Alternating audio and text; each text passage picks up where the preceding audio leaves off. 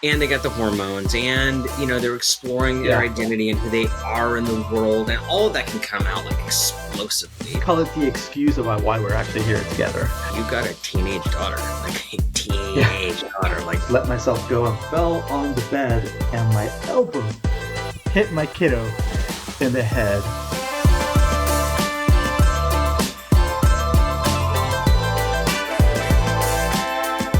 All right, I am here with one of my favorite dads, Rodrigo. Will you please introduce yourself?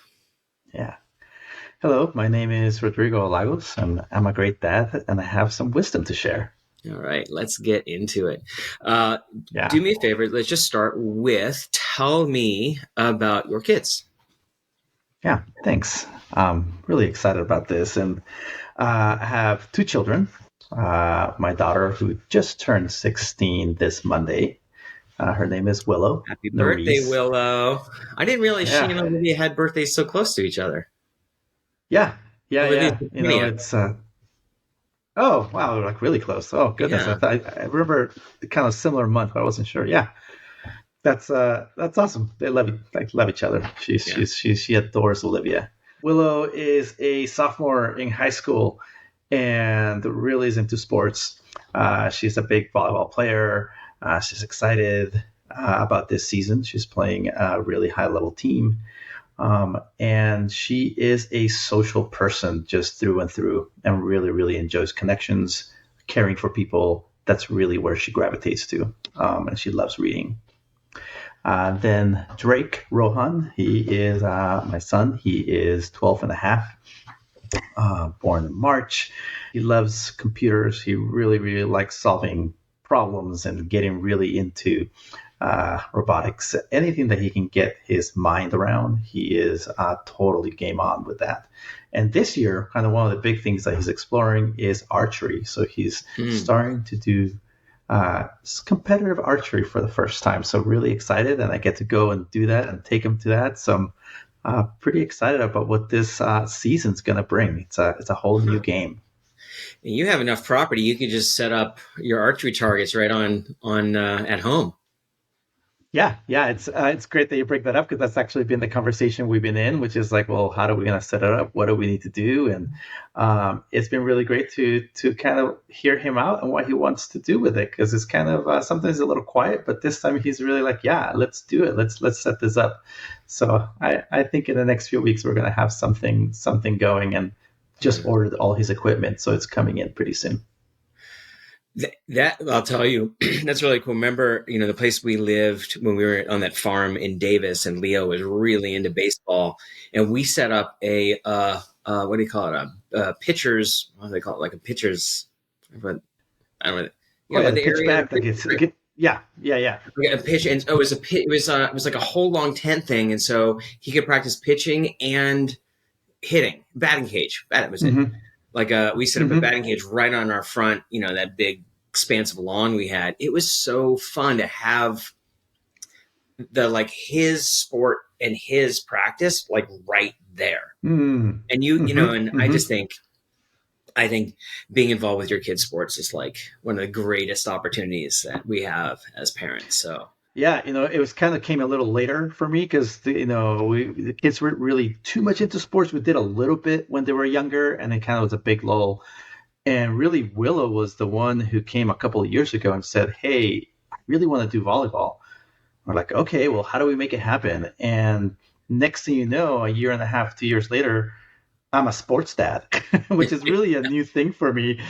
Showing up and going and learning the game, and meeting other parents, and excited for my kid, and how do I support you? What are the conversations? Really kind of opened up a different relationship in a way with Willow. Last year I took her to almost all of her practices. I went to her volleyball conferences. We traveled to Orlando, all this stuff. Yeah, you live in Colorado. You live in Colorado, so that's a distance. Yes. Mm-hmm. That's right. Yeah. So it's kind of a traveling team, did all this stuff, and it was a lot of fun. And really, one of the things that I enjoyed kind of a lot from this new world is the amount of time that I got to spend with her, driving and going there. And then sometimes just chatting with her after the game and hearing or the practice and what worked or what didn't. It's been really, really fun and kind of I really cherish that time. I'm really glad you talked about that because it's like a parent hack. Yeah. Like when I was coaching Leo's baseball, I always found like the kids that were the best kids on the team had parents that were involved. And I always thought about that like a chicken and the egg. Did the parents get involved because Hmm. the kids were good, or is it the other way around? And like it really, one day, one of the parents came up to me and said, his kid was struggling a little bit, and he was like, how do I get him to, like throw and catch better? And I was like, do you play catch with him? He was like, no. I was like, but he's not going to get better. Like I mean, the kids at practice for what, 3 hours a week? I've got 12 kids. Yeah. Like your kid is not going to become Yeah. exceptional in that. It's when you get involved. But in addition, just the sports, totally what you're saying is it gets them in a very different, I don't know, how would you describe it? Like what's different about the quality of the conversations you could have with Willow in that situation? It's a great time. It's kind of almost like you press pause on this other attention drawing thing that happens in today's world with computers and social media and all that, where she's at home and she'll be just using that. When we're traveling back and forth, or we're in the car and she's kind of exhausted from the workout, half the time she's not on her phone, and I ask her how things are going. So it's actually this little window that opens up Mm. where all of a sudden, um, I would say that maybe she's more in her body or more just kind of more physically here. And we have these moments to be able to ask. And I think one of the things that really becomes, for me, really interesting is that it feels that it's much easier to open up conversations. Hey, how did practice go? Is kind of a very easy, right? But like, you start getting to know some of the other kids, and it's like, well, how's it going with this other girl? You guys had not a great time last time on practice. How did it go? And all of a sudden, you start getting a little more insight. I kind of think that my daughter Willow starts to just let me in a little more. And in those moments, I get to experience her world, and I get Mm. to kind of hear what is it like to be 15 and a half, being in these teams, going out there, putting yourself out there. What's her experience for us? It's kind of these ins that happen. I call it the pause, where the other world just kind of hangs out for the 30-minute drive, 20-minute drive, and we get to have this moment together. You've heard me talk for years about like dating your kids, and I actually, as you're saying it, like that's all it is. It's just finding that alone time where you're able Yeah, to connect one on one, where the rest of the world kind of fades away. And yeah, that's a really perfect. There's a connection that happens there, that and a trust building that happens there, that is just something that yeah, doesn't get fostered when you've got the rest of the family or the rest of the world around you. that's right. And for her, I know for Willow, it's been this thing that she's been wanting. So she's been creating and generating this. So it's been this, I would say, the first really clear example where she has gone and said, I would like to create this. And my role hasn't been one of like, how do I make it happen for you? My role has been like, okay, how do I support you in this thing that you want? But it's actually you who's ahead. I'm actually here. Of course, I'm here for you, but I'm here to support you and to hold you in places that you may need, or to drive you in the most practical sense. Yeah. But it's her who's generating this piece. And I think that part is also has kind of this self pride of her, like, hey, I made this happen. And I'm like, yeah, let's celebrate that you made this happen. Hmm. Let's Hmm. go and let's actually, where can we go with this? Great, whatever it is that you want, I'm here for you. So it's been this very, very unique experience, and I feel that it's this place where she's starting to kind of turn and realize that she has that ability to generate and create. Yeah. Well, and so you got a teenage daughter, like a Yeah. teenage daughter, like right in it. So I know you grew up with a sister, right? You guys were, how close in Yeah. age were you? How close were you in age? We are about 7.5, 8 years Okay, apart. so not that close. So you probably don't No. really have much memory of her as a teenage girl. So you've got one on your hands now. Like what are you noticing? What is like, what's challenge about it? What's awesome about it? I'd love to hear, Yeah. that description. Oh, let's start with Nickel. What's awesome about it? Because that's kind of one is sometimes when you're in it, sometimes it's really hard because there's a lot of challenges that come up. Um, but having those moments and having an opportunity to step out a little bit really gives that. So what's awesome is I'm really starting to see her emerge. When I kind of said at the beginning, she is this social person. She is, and that she gravitates that. But what it is, and like she really cares deeply for humans and for people, for her friends. It really just anchors her in the world, which can be really amazing because you can really see her caring for others and having those relationships that really flourish. And at other times, she may ignore her schoolwork because it's so important. She may skip a class because she did want to spend this time with kids, with her friends, for N or Y reason. But seeing her emerge and start to try that out, like literally, 2 weeks ago, where we live in a world where lockdowns happen at school, and her school experienced one of these things. And she immediately called us, and it was kind of a very heightened state. And when we got to the offsite school area where I could pick her up, my wife and I, what we found was her comforting each other with one of her friends there, and really kind of paired up caring for this kid who we know. And of course, it was like, yeah, we'll take care of both of these kids and make sure everybody's safe, and we did that. But that's kind of the piece that I'm really, like, oh, I love seeing that. I love seeing that portion of her, and she's figuring it out.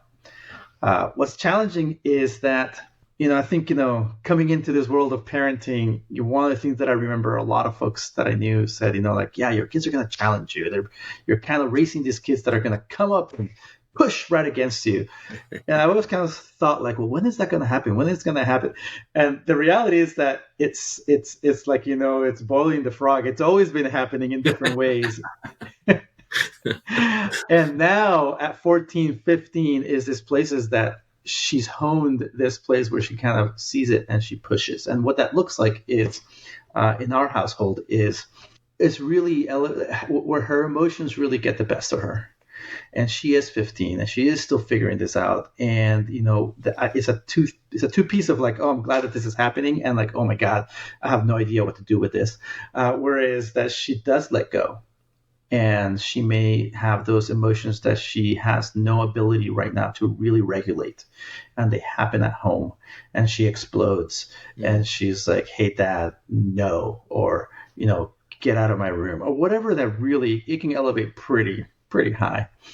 So this place where, like, when I'm outside of the moment, it's like, I'm glad that there's a safe space for that to happen.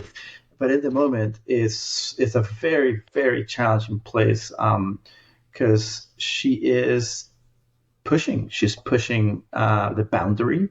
She's pushing sometimes us, my wife and I, of like, hey, I need this space. And that is challenging because I would say that the real challenge is like, where is the line of like, this is okay and this is a safe space and she should continue to explore this, and a place of like, hey, now it's an opportunity for you to take a go at how do you regulate here. Let's have a conversation. How do we actually go beyond just the emotion? So I'm curious for you. So when the emotion gets up, right? So kids, teenagers are exploring their emotions. They don't have, they're like the wild Mustangs still. They haven't been, tamed. And they got the hormones, and, they're exploring their identity and who they are in the world. And all of that can come out like explosively. That's, I think that's pretty typical.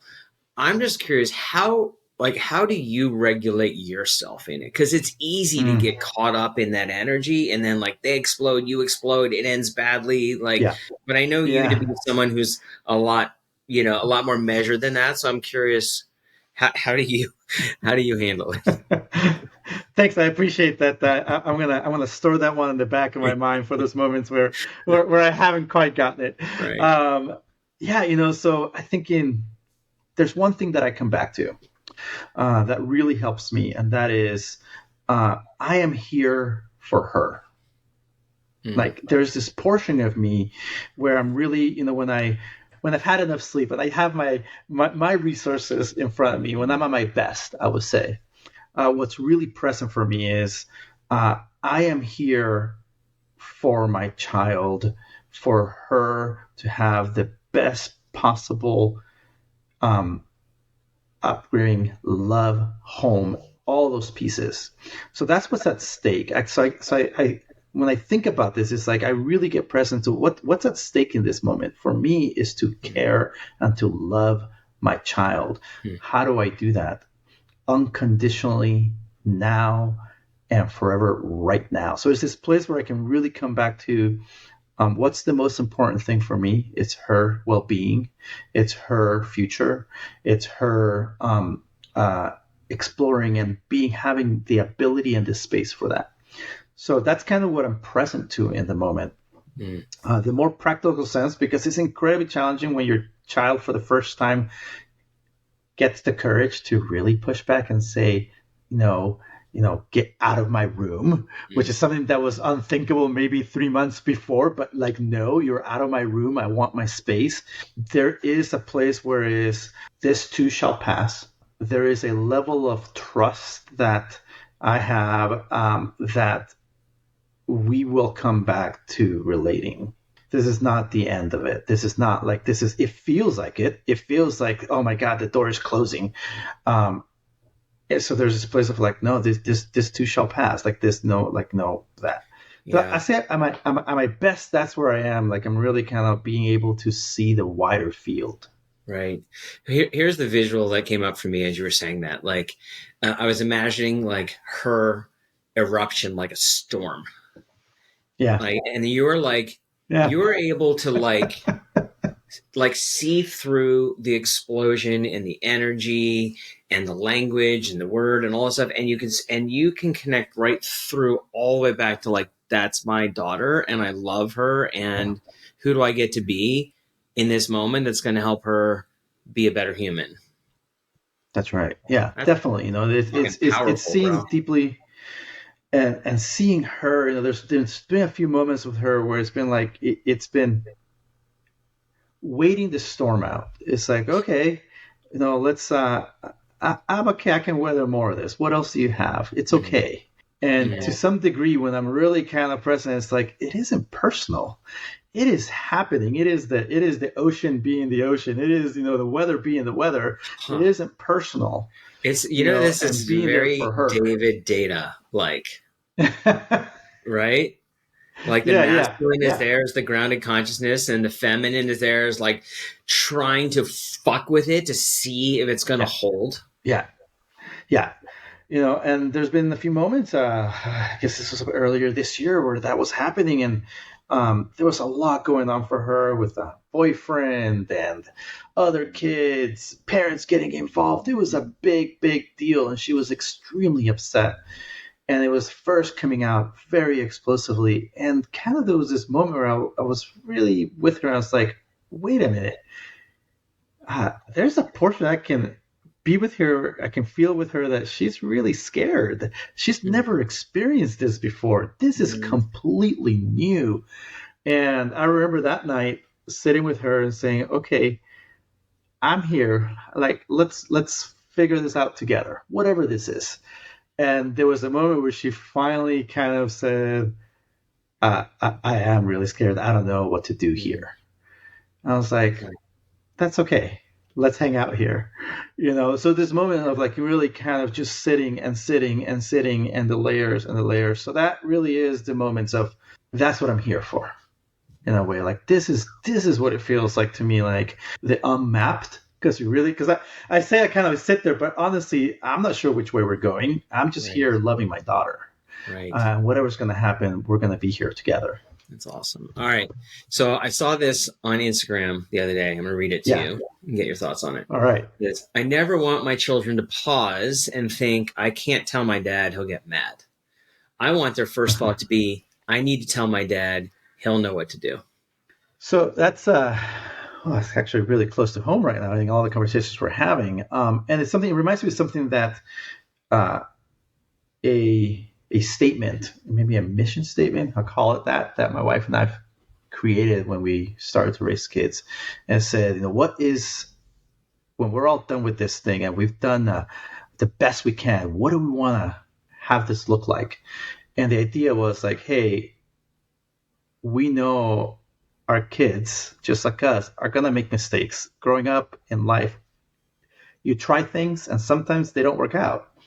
Sometimes it can get very challenging. And what we want is that when that occurs, that they pick up the phone or they come to us and say, hey, here's what's going on. How do we get help? And as they've been growing and 15, 16 years old, that's been put to the test. And there's been moments where that's happened and it's been great. She called us right away when things were in lockdown after school. It's like, hey, boom, that was very clear. Other moments where it's been like, hey, it's time to pick me up from this party. Willow and I have a code. She sends me a robot emoji. One emoji is come get me. 2 robot emojis is come get me now. 3 robot emojis is come get me now and call me. So there's this place that we've created also pieces for that.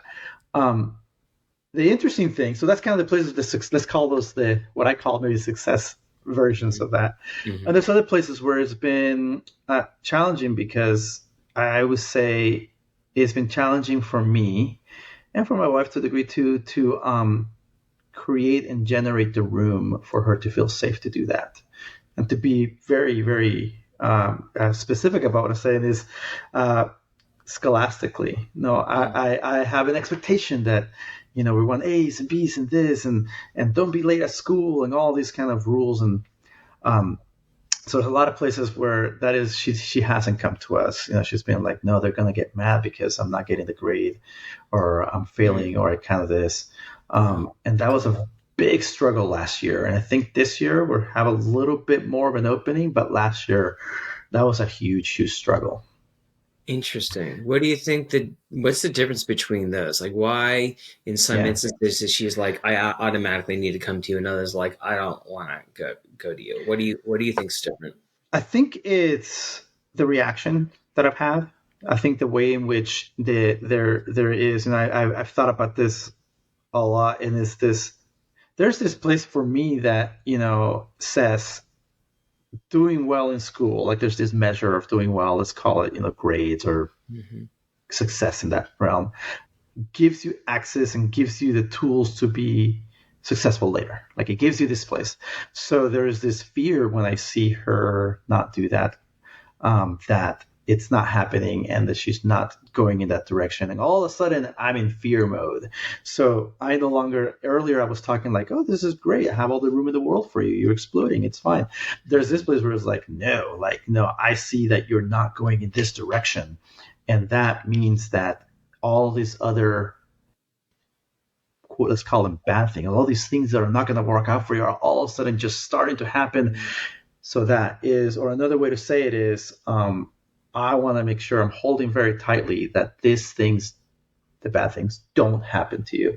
So I think that is one of the biggest differences. Like, she comes and is like, oh, this is all rigid. If I come now, like, it's just going to be the same thing, that there's no like room. She can feel when you're contracted versus when you're open. Oh, when you're contracted, definitely. She's like, fuck that. Yeah, exactly right. Like, whatever, I'm going to go and like, if it's going to be that way, then, well, fuck you then too. Kind of there's definitely the pushback just becomes almost cyclical and feeds in itself because there's no room. So it's challenging. Yeah, and what's really present is how we show up as parents, as dads. Yeah.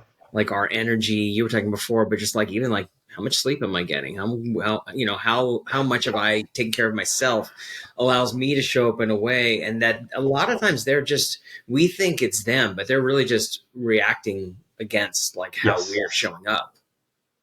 Yeah, absolutely. Like hands down, I went through 2 months ago, I went through a fairly large event in my life where I have had surgery. Yeah, I want to talk about this because this is a big deal.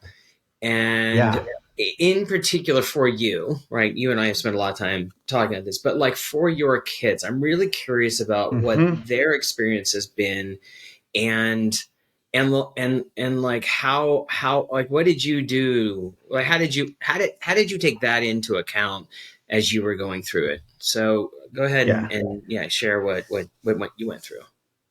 Yeah. I'll give kind of the short version. It's been 17 weeks since kind of it started. 17 weeks ago, I was diagnosed with a stomach cancer, which was kind of really out of the blue, kind of came out. And to give kind of how this really affected our family and my kids, my wife and I chose to wait a couple of weeks until we had more information, but we were committed to sharing what was happening as early as possible. So a few weeks, 2 weeks after my diagnosis, we sat down with the kids and we shared this information. And it was really kind of like, well, we don't know where we're heading, but I do know that it's important that they understand and that they know that we're going to get through it. And that was kind of the goal. Is like, So hey, that was the here's where message. we Like are. we're That getting was the through this. message. That was okay. We're getting through this. And, Drake, who was just past 12 at that time, he was very like, okay. He had maybe one or two questions. What is it? What are you doing? What's next? It was pretty kind of analytical and straight to this. Willow was a little different. She kind of was like, no, I'm okay. I was like, all right, are you sure? So it's very, Those yeah. And it words. was kind of like, well, you have questions. And she asked, like, I think one question that night, that evening. And I was like, okay. And as we progressed, the realization of what was going to be required of me, which was going to be a fairly big surgery to remove a gastrectomy to remove part of my stomach, most of my stomach, um, that was really in the horizon. We had the conversations, and where it really came to head, like I would say, the moment that really kind of exemplifies this place is I'm 3 days out from my surgery, and I'm Which was having a 8 weeks ago conversation. today, right? That's right. It was 8 weeks ago today. So basically, a little over 8 weeks ago, and we're sitting down, and this is the final prep. We have all the people who are going to help, and all these pieces are already in place. And I had a couple of weeks before asked both the kids, "Hey, I would like to." It was like, I would like for you to come and visit me in the hospital once I'm out of surgery. And they both said, "Yeah, okay, we'll come. No problem. Yeah, sure, Dad." It's like, great, it's awesome. And that night we're talking and a lot having happening. It's very intense. There's just a big event that's about to occur. And Willow comes and she says, hey, I want to go spend the night at my friend's house. My surgery was Friday, on Friday and Saturday night. And what occurred for me was this moment of being deeply hurt. And in that moment, what I didn't have the resources for was to recognize that and own that and share that. And what happened was that I, on the other side, kind of exploded in a sense and really said, "Hey, it's not okay." Like that kind of really kind of spoke from a place of being hurt without naming it. Really, it took a couple of days, about 24 hours, maybe not a couple of days, but 24 hours for me to kind of like, oh, wait a minute, like I am the parent. And then what shifted, or kind of what really opened up for me in that moment was through conversations with my wife and then later with Willow was how challenging the time had been for her. That I had for weeks before that been saying, I can't take you to this because this, or I had been planning like for this, for 4 weeks, I'm not going to be there to be able to take you to your first day of sophomore school. All these pieces. So like it had kind of been building up for her. And it was a way for her to kind of say, hey, this is too much. I have to kind of take a break. Mm. So we actually talked about it later and she came and we talked and I had an opportunity to say, hey, like that was on me. Like I take ownership of that one. I was hurt. But really, what was kind of present was two different ways that my kids took this on. And for Willow, the part that really showed up was I've been so doing so many things with her that when she started to experience this place where I pulled back, that was really challenging for her. And not having the time or the space where we were having those conversations really kind of made a difference in our relationship. And now, 7 weeks, 8 weeks after my surgery, we've been starting to have those kind of really restoring pieces together around that. And thank God you're doing well, right? Yeah, Surgery success. You're on the path of recovery, and yeah, absolutely. That's been kind of the pieces that everything's gone as good as it can. And 8 weeks out, I'm doing fantastic, and all the signs are positive for this curative surgery, and we're going to continue to be here for a very, very long time. Awesome. Yay. Yeah. Yay. Yeah. Yay. All right. So I want to, there's something else very, interesting about you related to dad. So we all bring our upbringing into our own parenting. And so I'm just curious, I want you to share about your childhood and your dad and your relationship with your dad and how those have formed your ideas about fatherhood prior to becoming a dad, and then like what you've learned, since you've actually been a dad now for a while. So I'll say a couple of things kind of my upbringing to give a bit of a window there. I'm in my late 40s now. I was born in El Salvador and grew up until I was almost 10 years old. I'm the youngest of four. So I kind of came along. My parents are in their 30s. If I did the math, that's right. And what the memories that I have growing up is my mom was really kind of mostly at home and kind of caring for us in a lot of ways. And for my dad, he worked a lot. He's a professional, a civil engineer, ran a company, all kinds of different involvements outside the home, very active in that. So the majority of my interactions with my father and in those I would say early preteen times is around discipline and knowing him as somebody who provided for the family. So my ideas of a father from that, what I really took away is there's a huge portion around being a provider, being somebody who cares for the family in that way. My interactions with my dad were I would say fairly almost at times transactional in a way. So the level of affection was not incredibly high. So and that has, a lot of pieces. He grew up with our mother and that kind of nurturing aspect for him really didn't exist. So my idea of kind of how to care for my kids or how to show, let's say, paternal love for my kids really came later. I would say, we emigrated to the United States, and then later, as life changed, I ended up moving in with my sister in my mid-teens when I was 16 to finish up high school and so forth. So I really kind of went into the world a little earlier than other folks. Well, I mean, also what the background of growing up in El Salvador, right? That was not a pleasant time. No, that was the middle of a civil war, and definitely, we were extremely lucky that we weren't affected in a dramatic way on I would say a daily basis. But it's definitely many moments of my upbringing that affected me and how life is sometimes can go from being here and not here very quickly. And safety, I would say, like that statement that I just made is really actually how it's incorporated into my world and my life. Is about safety.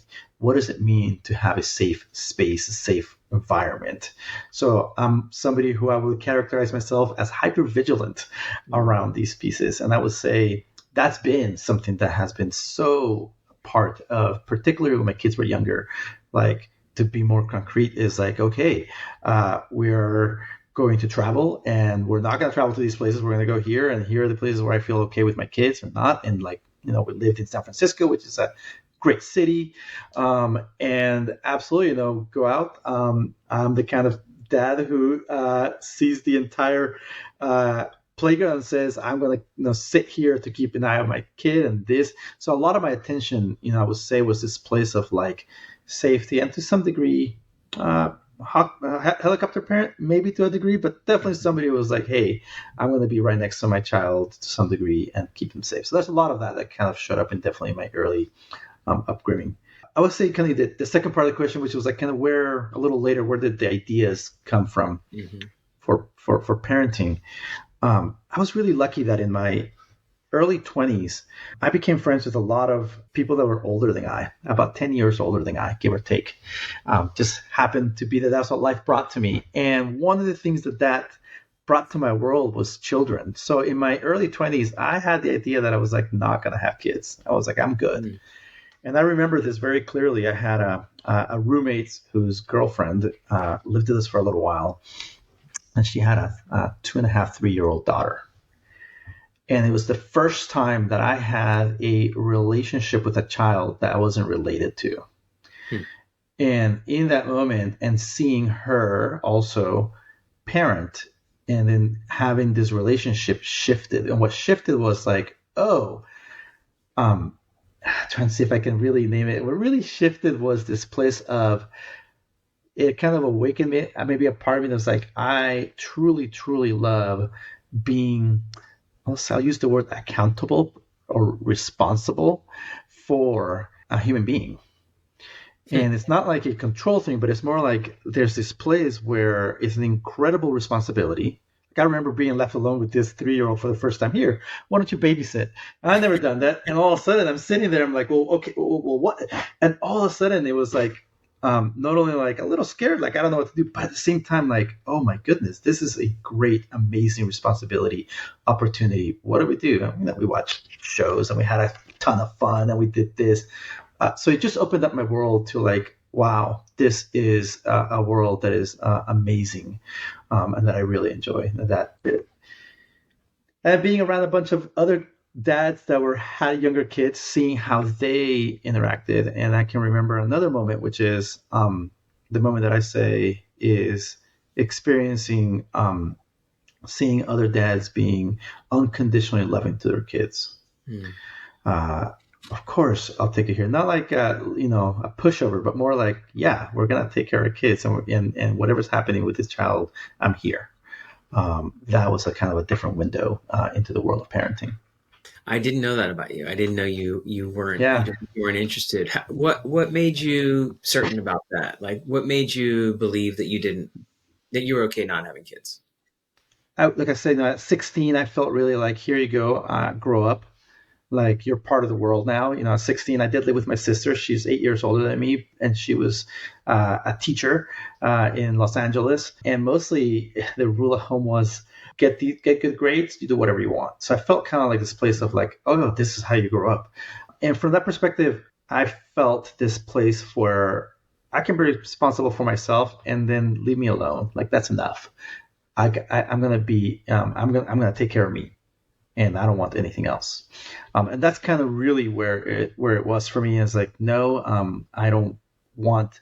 It was almost an idea of, I want to say, burden. Maybe is the best word that I have, but more like, why do I want to take on this responsibility? Like I used the word responsibility earlier, but in this sense, I'm using it as like, why do I want to take that on? No. And that's really what shifted, like for me in that moment that I described, is seeing this other human being, being with them, and having this relationship. But all of a sudden, it changed from a place of like, oh man, I have to do all these things. Like they have to do these things, to I get to do these things. I am lucky enough to be a part of this other life where they're impacting me and I get to impact them, and that is an amazing opportunity. There's kind of like, that's really what shifted. It's definitely like, I have to like, no, I get to. I am lucky enough that I get to do this. Wow. Yeah, just a change of one word changes the whole Yeah, story. it does indeed. Yeah. So how Yeah. how has being a dad continued to change you? Like, and also, maybe through the lens a little bit, like, they say that kids are mirrors. So like, Yeah. what have they reflected back to you? What has changed about you? Because to go from, it's interesting. It's not even like you went from like, oh, I was selfish and then I became unselfish. That's not what happened. You went from like, I was thinking about myself and how, and thinking like kids would suck, to I was thinking about Yeah. myself and thinking about how like kids would be great.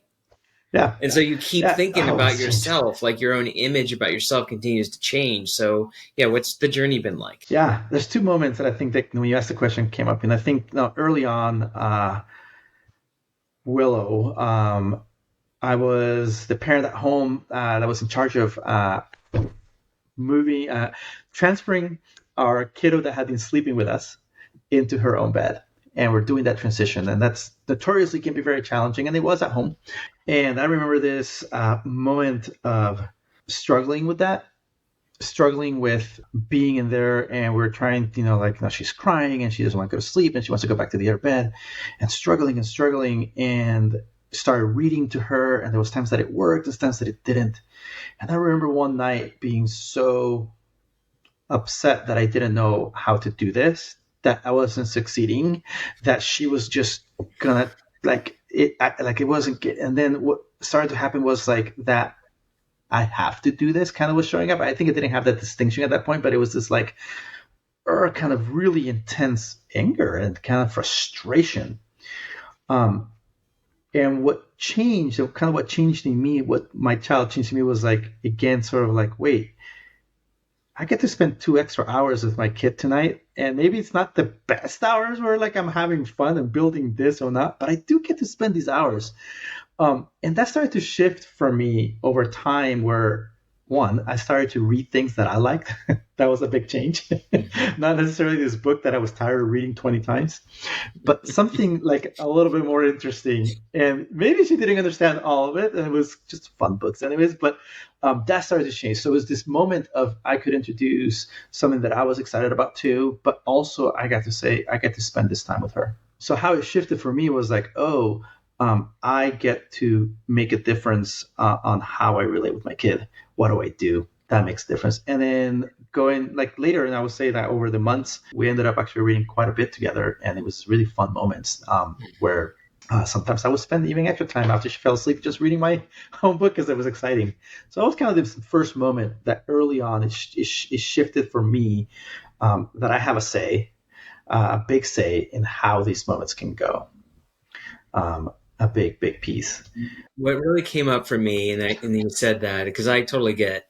I think most people can understand the frustration. I'm like, oh my god, I read the same fucking book like 20 times. Like, how can you keep being interested in the same book? But what I got from your telling of that was that's my perspective, the reader of the book, but the receiver, the one listening, probably doesn't give a shit about the book. It's No. it's the connection that's there that they're really like. The book is sort of irrelevant. A book is is the medium for the connection. Yeah. So that's something I hadn't really considered, and I'm like, yeah, that would be a good thing to remember. You know? Definitely. It's the medium. It's the let's call it the excuse about why we're actually here together. Almost in a way, like we're going to bed and all this, and the book or the reading sort of facilitates this thing, but the content is almost it really is irrelevant to a large degree. And it was that. I did read a lot of books, and it was funny because we actually just a slight segue. We had a lot of fun as she got a little older. She started to choose books, and she chose this storyline that kept on repeating over and over again. There was like 40 books in this series, and by the fifth book, it was like it's the same storyline, just different names on the characters. And what occurred, I remember this moment that was so fun for us, where I asked her like, "Hey, have you noticed that we're just doing the same thing over and over again after this is the fifth or eighth book?" And she's like, yeah, it is. And so we had this great kind of fun moment of, I think she had to have been probably about maybe 6 or 7 years old. I can't remember how old she was, but this moment of, hey, we just dropped down just a hair from content to context to like what's actually like how do these things get built. It was kind of really, really fun place. So actually I came to really, and just funny, I haven't thought about this in a while. I came to really, really enjoy this moment together with both my kids of reading, of putting them to sleep, going to the room, and the ritual of reading and all these pieces. If I would say what shifted, like it was so hard and that was so frustrating. All these pieces to really enjoying that time and cherishing it and absolutely having a ton of fun with it. And both of them are big readers now. Yeah, you also just reminded me of when we lived in the Western edition when Leo was just born, and he was Olivia was easy to put to sleep. She would fall asleep immediately, but then she would wake up a lot. Leo was very hard to put to sleep, but once he was asleep, he was out. And I remember sitting there with Leo. There's like a very specific like set of like movements and activities we would do. Like we kind of figured out a little bit of a formula, Yeah. but it took a while. And I remember sitting there, like we had this special rocking chair, and he was sitting on my lap, and I would just remember caught myself like, just God, would you just fucking fall asleep already? To like kind of getting, this is a pretty unique moment. Like he's not going to be this size for very long. Yeah. He's not going to be this age.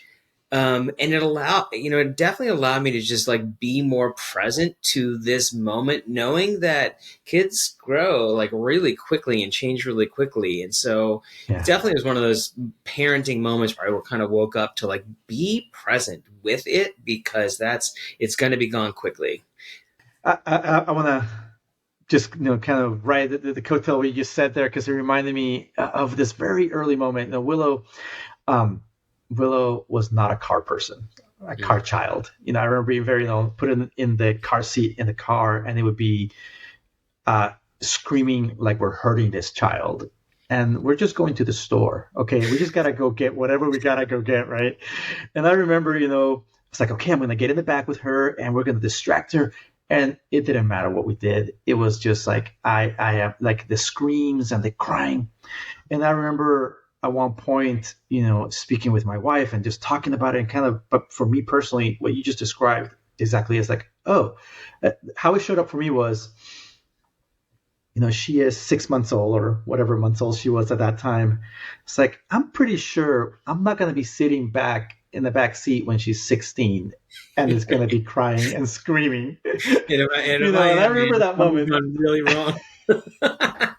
And it might be, but it might be a different story, And I remember thinking about that, and I was like, okay, well, what about 8?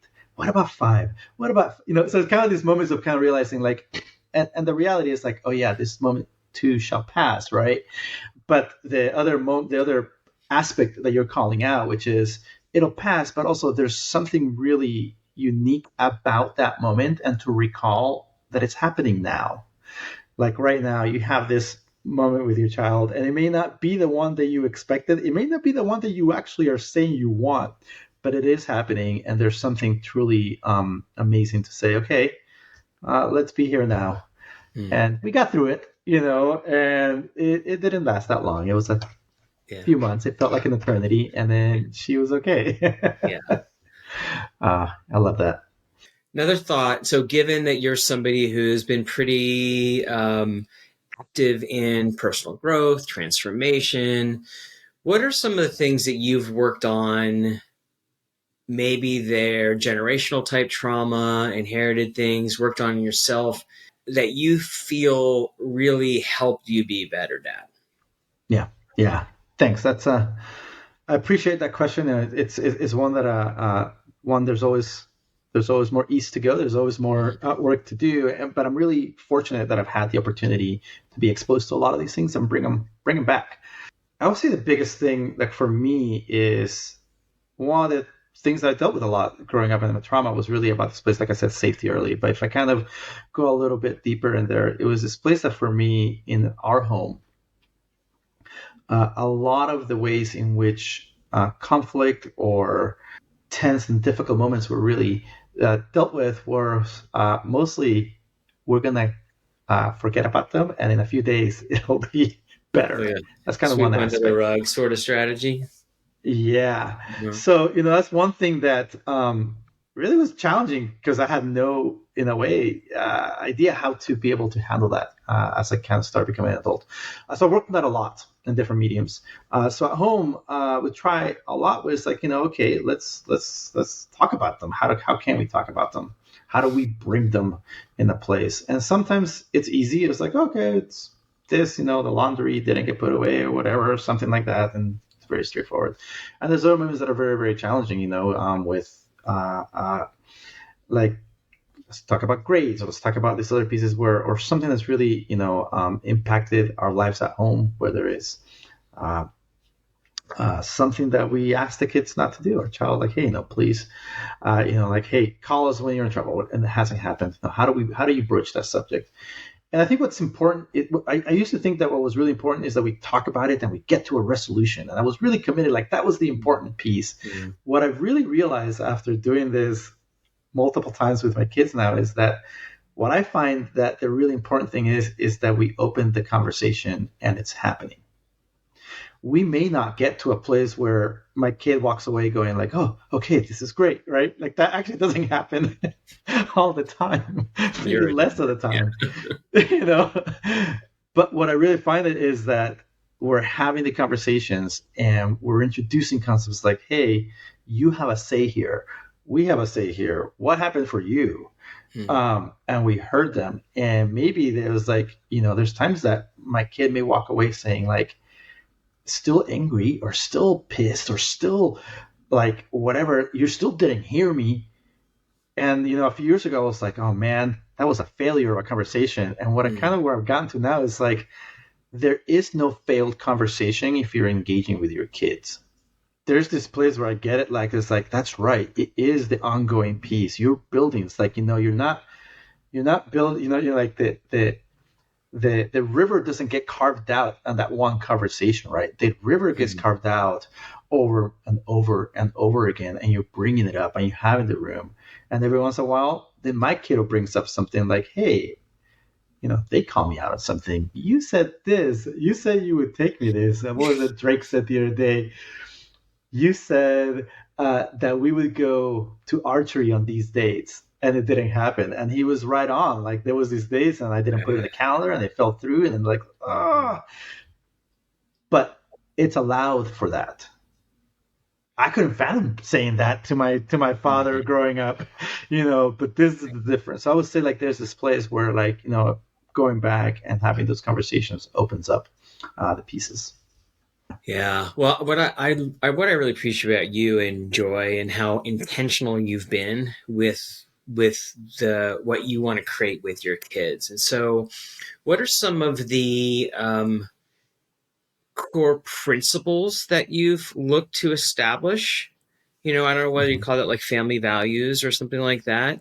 And also, what are some of the rituals? Because I know that that's another thing that you guys love to do. So what are some of those things? Yeah. Core values, this, I think is we're always here for each other. And like I've said it a few times, but kind of it's easy to say the word unconditional love. And I think for us, what it really means is no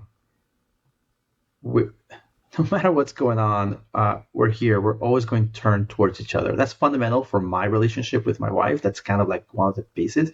But it's really this place that also has infused the relationship with our kids, which is that we're here for each other. Ultimately, okay, that grade didn't work out. But I still love you. Like the grades don't mean anything around the relationship and the love that I have for you. I can have disappointment. I can express my expectations, but those are not my love. Those don't represent how I love and I care for you. Those are distinct. Those are distinct things. So I think that's kind of one of the fundamental things for us in our family. Yeah. And as they get older, it's been a lot more interesting on how we can distinguish that together with them. It's easier when they're little because you love them, you take care of them, you feed them, etc. Right? As they get older, it expands. Yeah, I'm so furious at you now because I love you. That's sort of definitely, it's like, that consequence is happening, and my kid may say like, well, this happened, but if you love me, that wouldn't be happening. Da da da da da. It's like, okay, yeah, I get it. Like, okay, that did not feel good. That felt like shit. Yeah. All right. Well, we will have an opportunity to have a conversation. And at our best, we do. We have a conversation. It's like, damn, that really hurt. God, that really, really so hurt. Good at finding and pushing your buttons. Oh, man. Definitely. And just wait till you have what I call the three-way argument where it's my wife and me and my child, and then she's pushing both our buttons, and she knows how to push buttons that will have us all of a sudden get into it. Oh, like that is masterful. That is like that happened 2 weeks, 3 weeks ago, and I was like, oh, Okay, that was a good show. All right. Classic Okay, playing let's mom come back to that one against later. dad. Yeah, fantastic. Yeah, Yeah. But I love your ritual question. I don't want to miss that one because I yeah, really, yeah. as an immigrant, sort of, I grew up with kind of recreating myself in a way, Mm. and sort of rituals that I had growing up, kind of being sometimes in the background. And as I started to create our family, we said, well, let's create rituals. And when we had kids, it became more important. And one of the things that Joy and I created when they were about 4 or 5 years old, just when they started to go to school and they were coming back from school, was that at the beginning of every summer, we have our summer kickoff, and we call it the Lagos Summer Kickoff event. So no matter what's happening, what we do is we go somewhere together as a family. And at first it was like, we lived in the Bay Area. Let's go to Monterey for a day, overnight. It's something where we have to drive or go somewhere to enjoy. And the goal and the intention has always been we're here as a family and we get to enjoy each other, no matter where we are, no matter what we're doing. And it's a thing now, and we love it. And even through COVID, as hard as it was, is one of the reasons we made it to Boulder.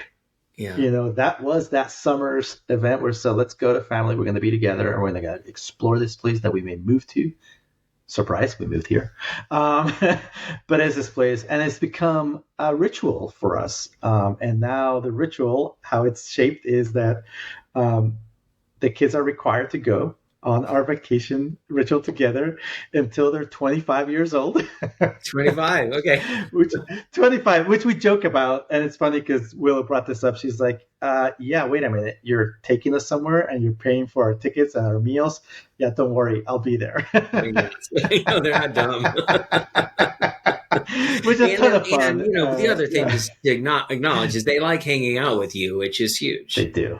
They do. Yeah, no, it's kind of a joke about that, but we have a ton of fun, and we get to create it together. That's as they get older. The ritual expands and it shifts and it kind of takes its own form in a way. I know that Joy and I sort of, let's say we put the seed down and we started kind of the idea, but now it's sort of like they get involved and they're like, well, we like this, we want to do Mm. this, or what about this? I think one of the rules, quote unquote rules, that happened a couple of years ago was we have to go somewhere where it's warm, Okay. where we Yeah. go and enjoy the warmth, whether it's a beach or this. So it's this fun place where they get to kind of infuse their ideas, their Hmm. portions, and uh, it becomes our ritual. It becomes this thing that we do together. So that's one of them. And then definitely the holidays is the other one where we kind of generate our own thing. And Drake, I have to really give credit to him because he is that person that can see in between the lines. He observes very clearly. And a few years ago, he said, I want to create a ritual for our holidays together. Now, he loves to cook. He loves to be in the kitchen with Joy primarily. So the ritual is that every year in the holiday times, for one of our meals where we have friends and family over, they create the main course, and it happens to be uh, whatever their imagination really goes. But it's always very intricate and fancy, and he's all out about doing it from scratch and all this, and it's been amazing because it's not only the ritual we get to consume and everybody gets to enjoy, but it's the ritual where people get invited to create together. So Mm.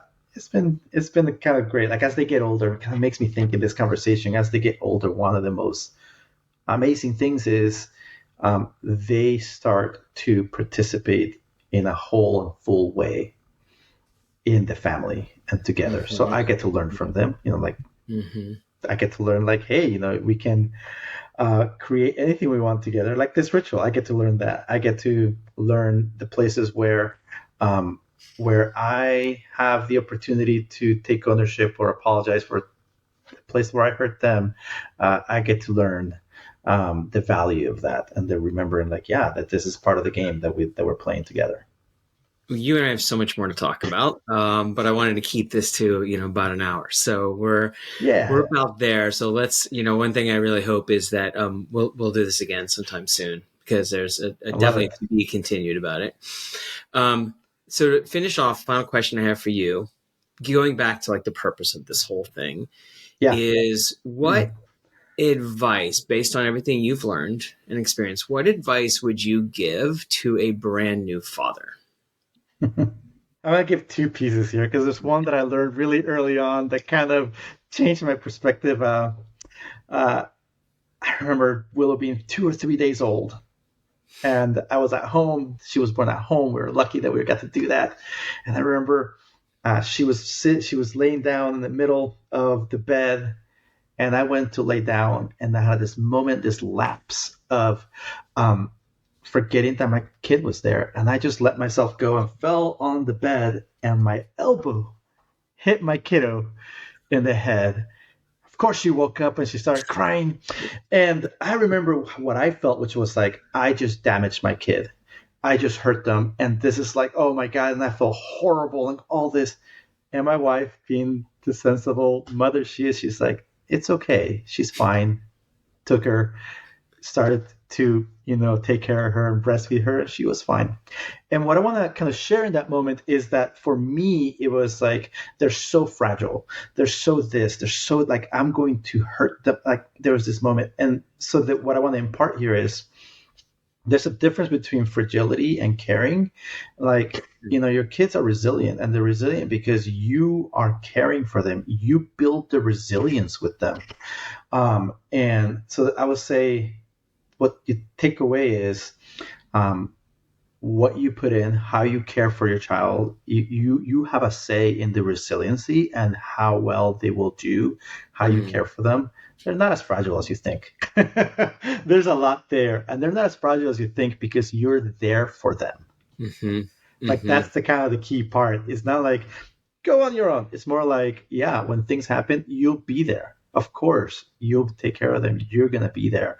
And that's the part that I think that hearing if I would heard that as a young parent, it kind of really would have changed some pieces where it's like, I have a say, I can participate, and I can make a difference. That's one. The second one and remember they're there. Yeah. Don't lie down on them. Yeah. There is that part. Like, remember that, that was it's a good family story nowadays. But definitely oh man, that was a fun evening. I say the second piece is opening up to your kids. Like there's going to be maybe a different take on it. Opening up to your kids and letting them into your world is an amazing, amazing opportunity and moment. And what I say is it can happen earlier than I thought. Like I kind of was like, oh, this will happen later. Like I get, kind of this, it's always happening. You're always opening up to your kids. They're always seeing, right? So realizing that you're doing that, realizing early on that there is this, like when you're sharing, when you're reading to them, when you're choosing where you're going, whether it's you're choosing to go to the farm or you're choosing to go to the movies, whatever, so you're opening up your world to them and you're opening up the world for them, right? What is it you're doing? So I would say there is this aspect of realizing that every moment that you're sharing with them is an opportunity for that. And then you get to choose that. You have a say again. Kind of doing that. That is. So like, so I say it now like it's opening up myself to them, but really is like, you're opening you, and through you, they're seeing the world. So more and more that happens. That's beautiful. That's beautiful. Wow. That's awesome. Yeah. Rodrigo, thank you so much for participating in this wonderful conversation. And I love you so much. I love it, Tony. Thank you so much for this opportunity. It's just been just so great to have a moment to recall, to share, and to spend time with you, because I love this. I love your kiddos. I love your family. And you've been a huge part of us. So it's just, thank you so much. Anytime, ring me up. We'll do it again. All right. Until next time. Thanks so much for listening to this episode of the Dad Manual Podcast. If you liked it, please leave us a rating or subscribe to our YouTube channel. And if you really liked it, please share it with a dad you love. I'm looking to grow a community of fathers who are ready to change the world, and I need your help to do that. And if you got questions or topics you want me to explore, email them to me at thedadmanual@gmail.com. I would love to answer your questions on our next episode.